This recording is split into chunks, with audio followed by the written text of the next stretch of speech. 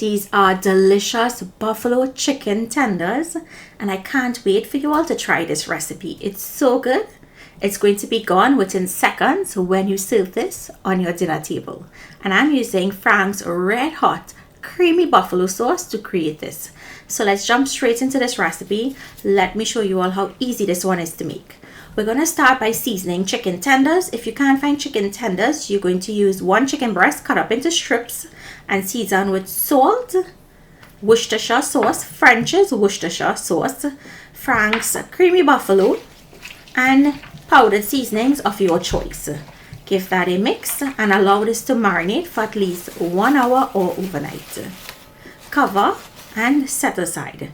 Let's make the dry breading that's going to coat these. So to flour, I'm adding in cornstarch, baking powder, and some more seasoning powder here, along with some ruku or annatto powder, or you can use smoked paprika if you like. Give this a mix.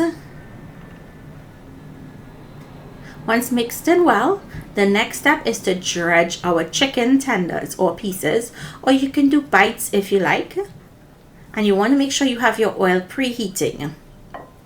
So dredge it well. Now if you wanted to double dredge this, you can, and if you wanted to add an egg to your batter, you also can. So we're going to fry this on a medium-high heat. These are not going to take very long to fry. They're going to take about 8 to 10 minutes depending on the size of your tenders. Once they're golden and crisp, take them out of the oil and drain them on paper towels. Next step is to smother these tenders with this creamy buffalo sauce from Frank's. And yes, some pieces are missing because my son grabbed a few.